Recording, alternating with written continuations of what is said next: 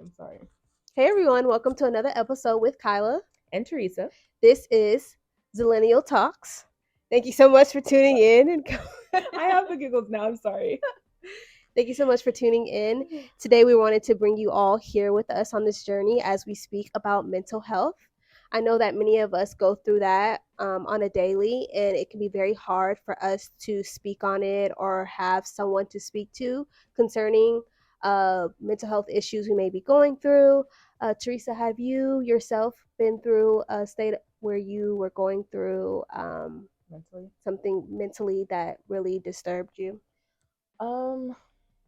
Yes. So to kind of like before getting into that, because that's heavy, I feel like once again we're Black women, so we can only talk about the perspectives that we've actually dealt with in life. But I would say before getting into even mental health, because this is gonna like basically give background to how I define mental health and like what I experienced throughout my life. Mental health within the Black community is just not talked about enough, right? Especially when we were kids. I didn't even know what depression was when I was a kid. I did not know what anxiety was. I did not know all these terms to kind of put a name to things that you feel throughout the course of your life.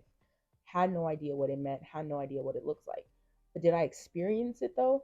Yes, I did. And I just thought I was not weird, but I thought it just was like a thing, you know? Yeah. I remember the first time I feel like I ever experienced anxiety, social anxiety actually. I was like in middle school or something, maybe even elementary school. And I was always social, and I'm a very social person. I took that little INFJ little test that you can take to kind of like sort yourself out if you're like introvert or extrovert. And I'm more extroverted than introvert, but I am still introverted in some ways. And I remember like in elementary maybe being super anxious to give presentations. And my heart would be racing and my brain would get kind of foggy, like me right now. Yeah, and my voice would get super like shaky. My palms sweaty. I felt like I almost couldn't breathe. It was that bad. Yeah. And I would think like, what is wrong with me? I did not know that that is a form of anxiety. That's how anxiety could show up when you don't expect it, you know? People would just say, oh, that's nervousness. There's a difference between nervousness. I feel like when it gets to the point where you cannot like breathe, function, yeah, that's when you know it's like a little bit more than that. For sure. I remember when I had my first anxiety attack, I was actually working, and I just allowed my brain to literally just go through this path of like thinking so many negative thoughts to the point where I could not breathe. I remember I had to go into the back and I had to lay down on the couch. And I remember I was trying to keep myself calm, but for some reason it just kept getting worse and worse and worse. And I actually started to kind of like black out in a way. And it was super scary for me because it was my first anxiety attack.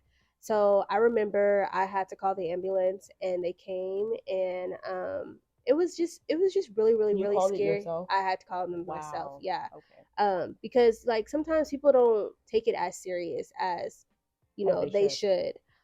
So I called for myself because I was scared. I thought that I was just gonna leave that day. Like, because it got that bad. But it was that bad because it was my first anxiety attack. So I didn't know at that time that I was having an anxiety attack. Yeah. And so I remember when they came, I remember there was a lady, she said she was dealing with anxiety. One of the paramedics. Yeah. So she showed up. Yo. That day? No, yeah, she came. I'm making sure. I think I'm a little foggy brain right now. Okay, so did the paramedic have anxiety while you were having anxiety? No, the paramedic came. She also suffered from anxiety. So she was telling me that I was having an anxiety attack and how it felt, and she was bringing me down. She helped me in a major way with that, and because I didn't know, Yeah. So is that one of the? This is a question because I did not know. Is it one of the coping mechanisms for someone to tell you what you're experiencing? Because I remember seeing this on a TV show and thinking and laughing actually because I'm childish, guys. Don't take it personal. And laughing because I was thinking, why would you tell somebody while they're having an anxiety attack that you're having an anxiety attack? It can be, because I mean, for me it was very informative because I didn't know, again, what I was experiencing at that time. So when she went into details and explaining to me what it was, and she didn't even, like, she also told me the steps to take so I can calm down and get back to a more like balanced place. So I just remember going through that, and it was, again, very, very scary. And just really just had me shaken up. So after, I've had other anxiety attacks after, but I knew how to cope with that. I knew what I needed to do, the steps that needed to be taken for me to be back to my normal self. Yeah. That's normal. It's empowering to hear that, just simply because, like, I know that, like, once again, like myself, for example, a lot of people don't know how to cope with things because they just don't know what it is. Especially in the Black community, like you said. And it's like, for example, I'm throwing this out there. I've done my own research, but my sister has also told me, she's in the health industry. She's a nurse. A lot of Black people are predisposed to schizophrenia. Did you know that? Mm-hmm. And I know you know, because you go to school for that. Yeah. I'm telling her, did you know that? To let them know what you're going to school for. Let the people know. Currently working on my master's, LPC. I want to be a professional counselor, but I'm also studying psychology right now and minoring in sociology. And I learn a lot about the brain and about what people experience, and when it comes to like mental health and things like that. I literally am obsessed. I actually love all of that. I used to want to think that I wanted to. I have a criminal justice degree, and I also am working on my teacher certification, which is extended schooling as well, working with students. I used to want to actually work on the criminal unit that focused on the psychology behind why people commit crimes. Right. So I'm actually really interested in the brain and like why people do things. But I say this to say, a lot of Black people are predisposed. I don't know the number to schizophrenia, right? And they experience things in their lives that they think it's normal, that is not. Right. And I'm not saying to have schizophrenia means you're like a freak or anything. That just means that you have a mental illness that does need to be controlled. Right. And if you don't have this information, then you live your life and you go through I'm not going to say you do, but you can go through very scarring events and not know how to get out of it. Correct. Yes, absolutely. And, unfortunately, the world that we live in today makes it very hard for us to get the help that we need. And a lot of people, honestly, too, not just with schizophrenia, but just with different mental health disorders, a lot of us don't think that we need help in the Black community. That part. And that is something that it's a big issue.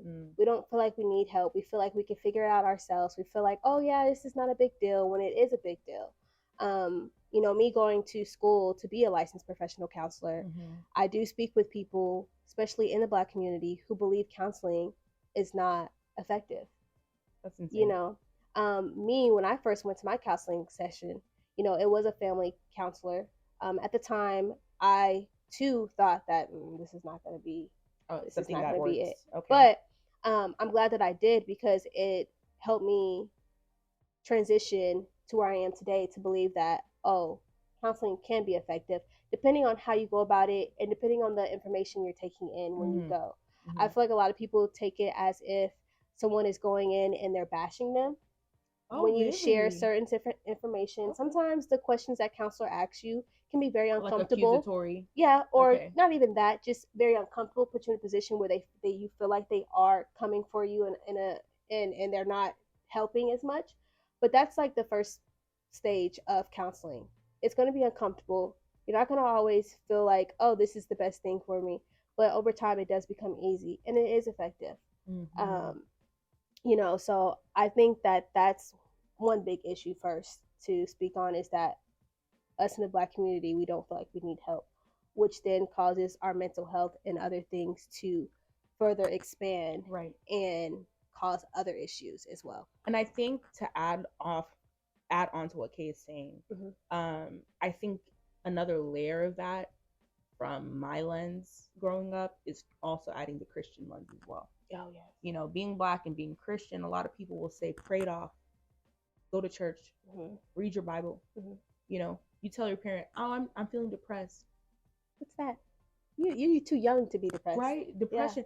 Yeah. And it's like, it's not even our parents' fault, because their generation, our generation is the generation that's like feelings, love languages. You know, how are you doing today? Like, this is our generation. This is a very new thing. Right.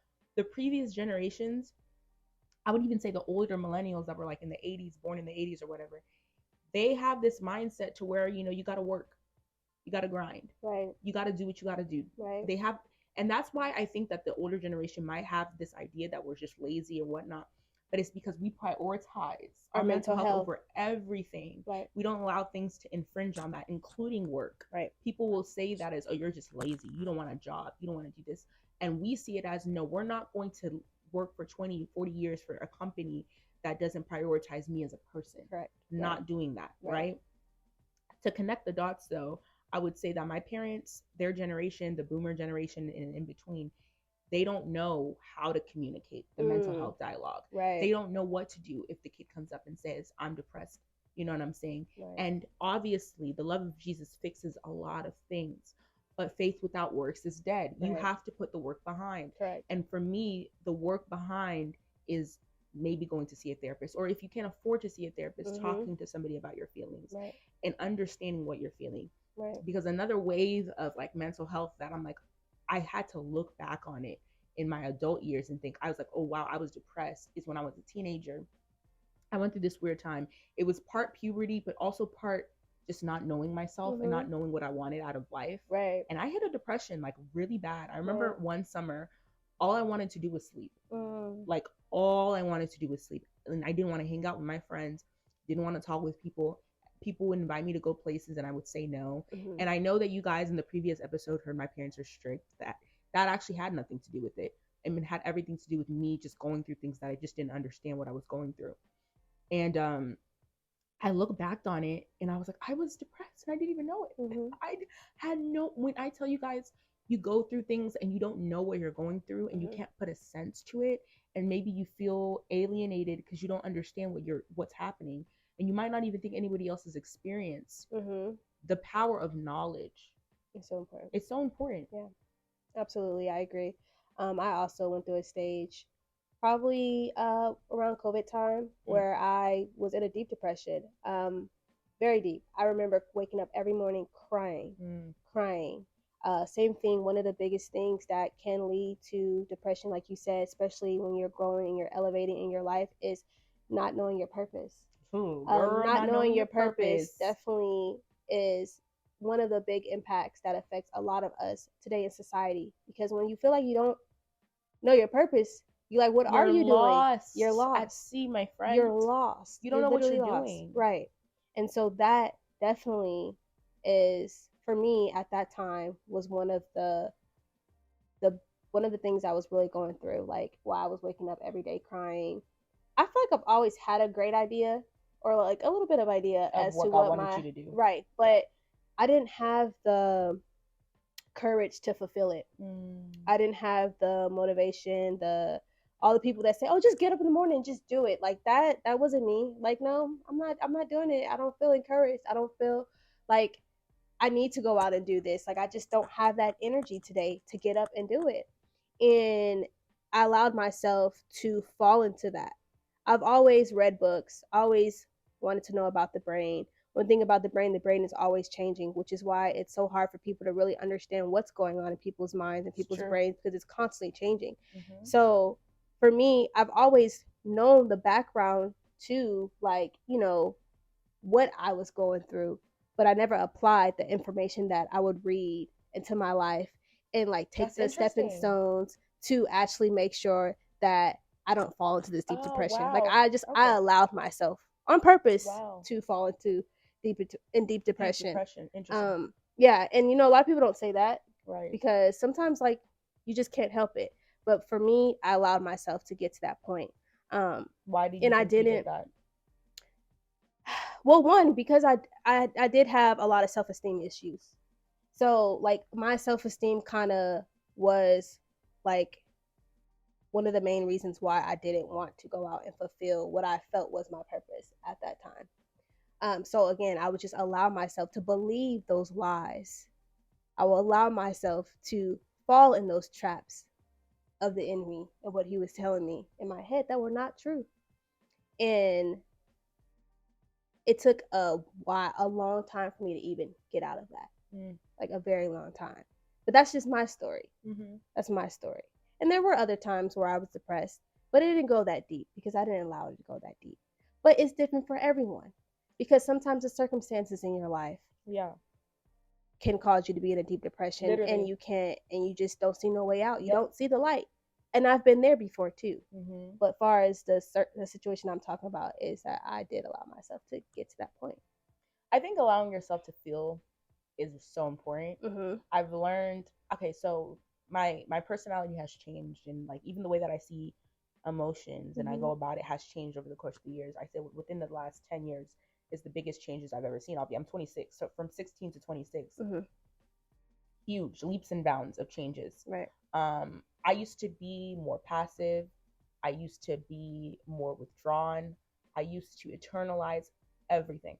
There was not very many people that knew what was going on with me. Like, I used to be the person that always put a happy smile on my face. Yes. I love to innately listen more than talk. So I know I can't stop talking, but girl, you be talking. I be talking. But I used to be and it still is like this. I don't mind listening to people. I don't mind if someone needs somebody to talk to. I'm happily will be a listening ear for people. That's just how I am naturally. But I fell into that role, and I feel like it became a crutch because I would allow people to say whatever they had, and then when it came to me, and they're like, "How are you doing?" I literally didn't even know how to respond. But the other thing with that is that when people do that, sometimes people fail to realize that though you're speaking to your friend about what you're going through or to whomever, sometimes you're casting your burdens on that person, and you don't realize. And as for me, like if I'm talking to you about something, sometimes you might carry that burden. Like I've been through that. I've also went through a depressing state because someone was throwing so much on me, and I was carrying their burdens. And I eventually got to a point where I had to tell them, like, look, I'm sorry, but we keep talking about the same thing, and it's not helping me at all. It's actually making me very overwhelmed. I'm like, it was just very overwhelming for me. And I feel like sometimes it's okay to express how you feel. Sometimes the approach can be a little bit different. Sometimes, it just is like,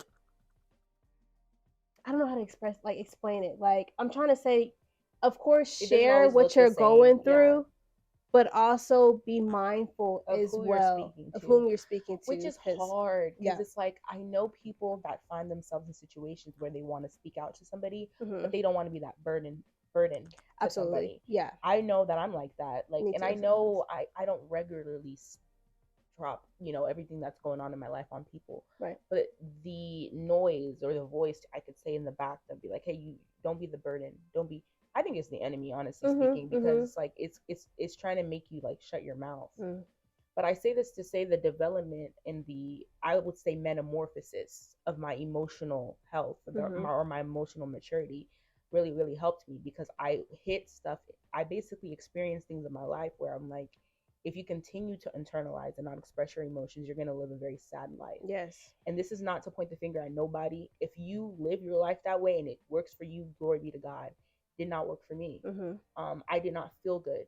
I literally envy people that could express their emotions so freely. I would literally think to themselves, how do you even have the words? Because when people ask me, how are you doing? I freeze. I'm like, oh, girl, I don't know. It's so common how to even answer that. Just be like, I'm okay. I'll be like, I'm fine, and I'll move on.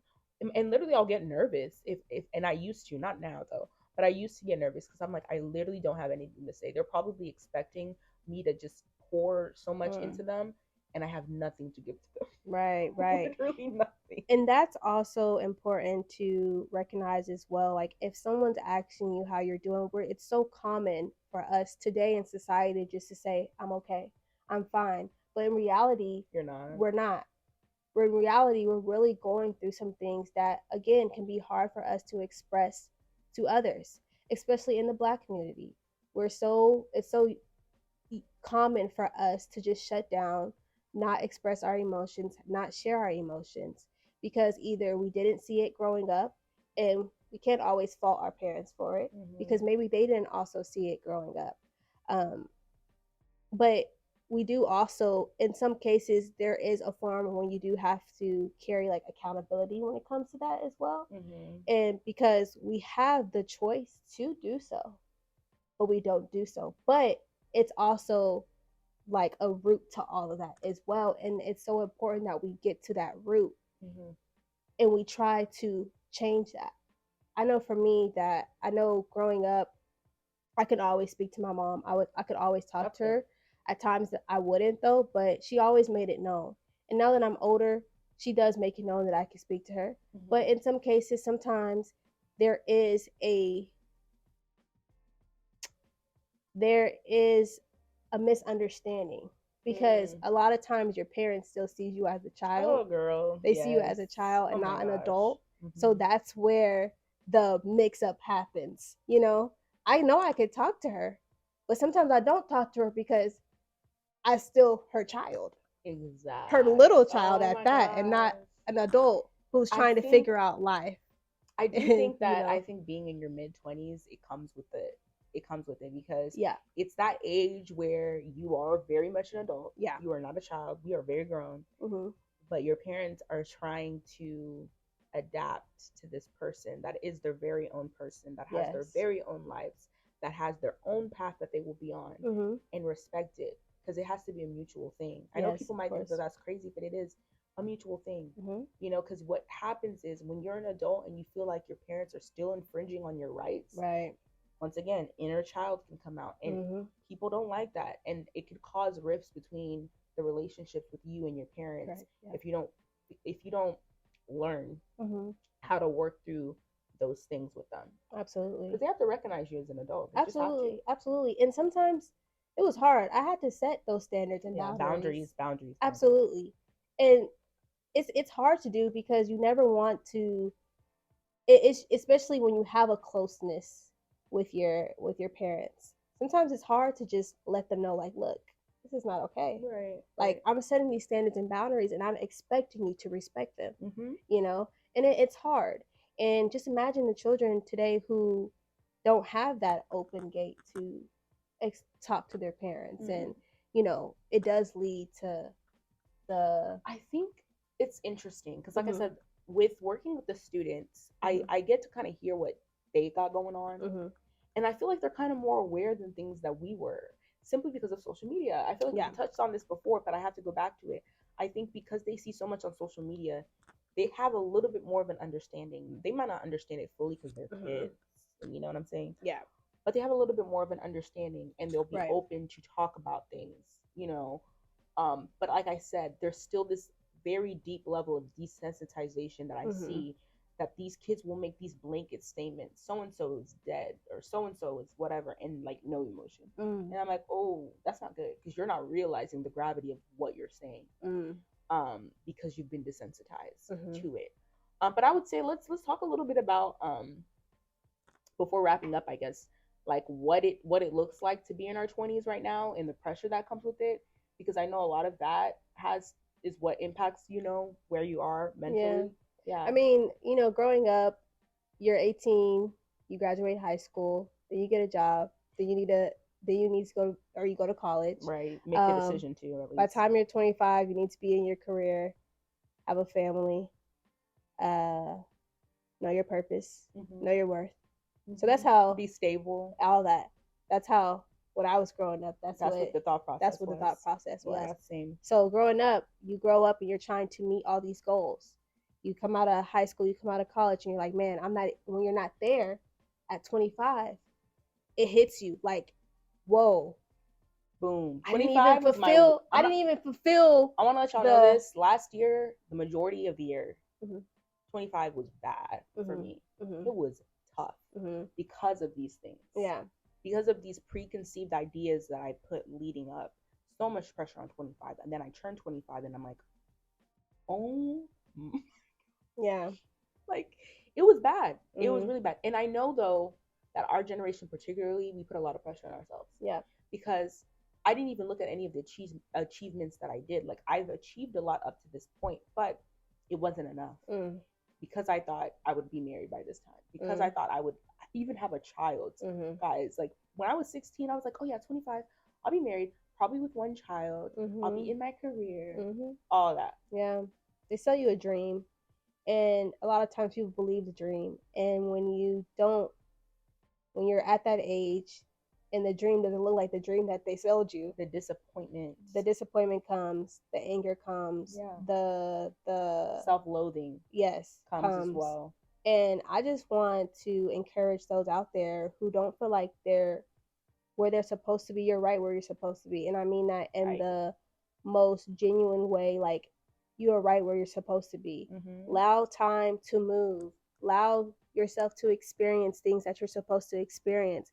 If you don't have your life all together, that is okay. Nobody gave us a book, a manual that says, when you're 1, this is what you need to be doing. When you're 2, this is, and nobody gives you the steps as to really how to go about it. I mean, now you have social media. You can easily find things on social media and to help you get to where you want to be, but if you're not there, it's okay. God has a purpose for you, even if you feel like you don't know your purpose. He has promised you that he's promised you that. So don't push yourself. Don't rush his time. It's not your time, it's his time.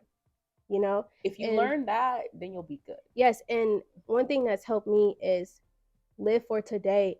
And what I mean that, make sure you make good decisions though, because some people say, oh yeah, just live for today, enjoy your life. Don't be reckless, but live for today. Meaning, don't worry about what happened yesterday. You can't change anything that happened yesterday. And don't worry about tomorrow, because today in itself has its worries on its own. So you can only focus on today. Don't worry about what tomorrow is going to look like for you. Don't worry about it. Just take each step. And if today you feel like you didn't meet your goals, okay, all right.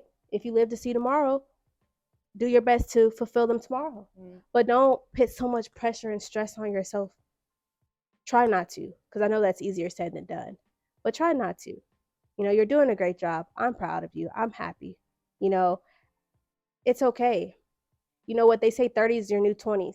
So that's true. They said everything's kind of better in your 30s. Yeah. Hopefully that's true. And understand that 20s, it doesn't even make logical sense to be all together. Yeah, it doesn't even make sense. You're literally transitioning into an adult. It's the first decade as an adult. What? I don't think 18 and 19 is an You're adult. literally learning yourself. You're literally learning who you're supposed to become. So please do not allow the pressure of the world to get to you. Literally. And I think what has helped me, because like I told you guys, 25, I really did hit a big depression, a really bad one, where I was like crying all the time, and really, really sad about where I was in life. But what I would say is, what helped me get out of that, you have to find ways to get out of it, because I feel like this might not be the right thing to say. I used to have this ideology, and it's somewhat still there. I used to have the ideology that you can fix how you feel by doing things, right? So I was a busybody, If I felt some type of way about something, or someone, people would typically know, because I would just be moving all the time. It's either I'm cleaning, either I stack my day. When I was in school, when I was in college specifically, I was always in extracurriculars. Like I was doing something all the time. And that was my way of like dealing with things, but I wasn't dealing with my emotions. Right. So I would say, deal with your emotions, and from there, trying to find healthy ways to kind of like get yourself out of the funk. So what I did personally was I created good habits for myself, and I developed a level of self-discipline in those habits. And what that did was, it gave me confidence that I was able to stick to something and make it, a good habit in my life. I also set short-term and long-term goals. Those things are important.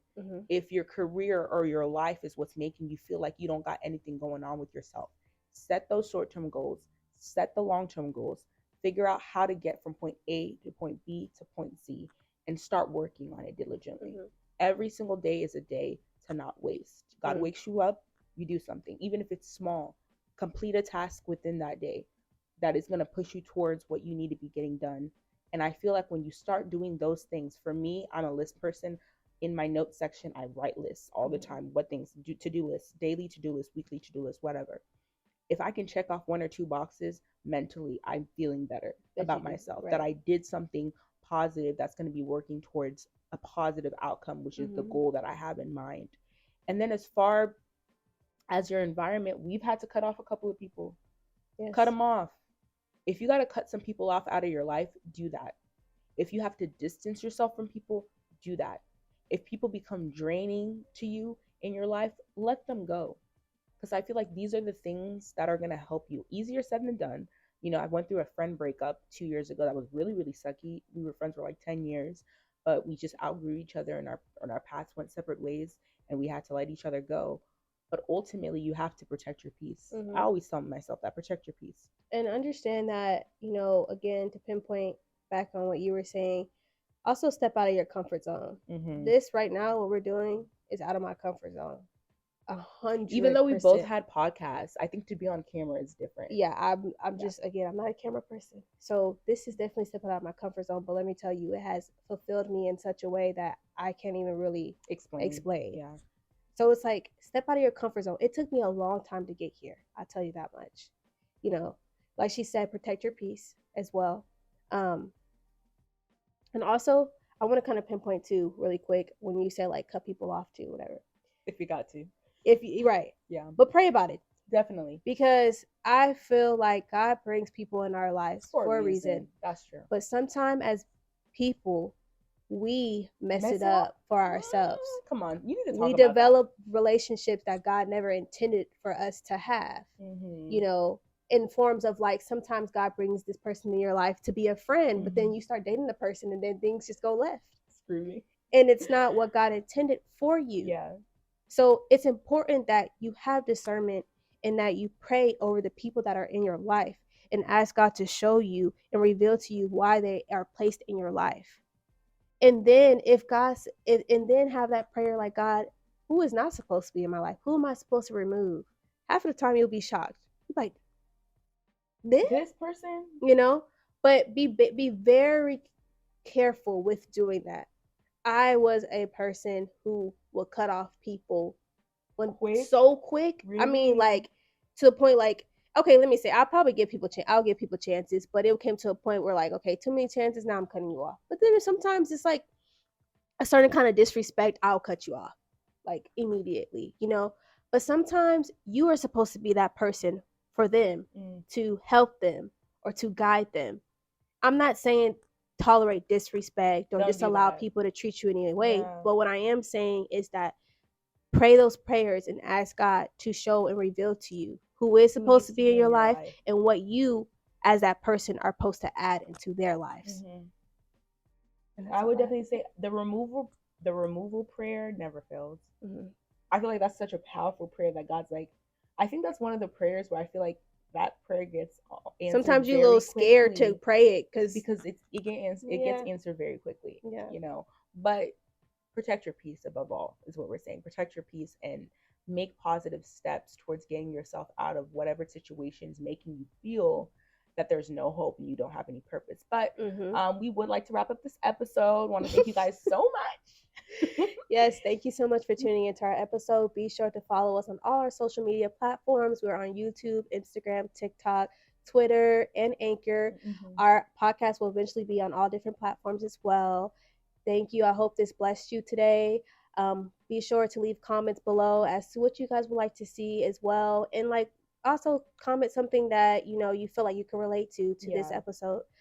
Thank you. My name is Kyla. My name is Teresa. And thank you for tuning in. For watching us. We love you guys. Bye.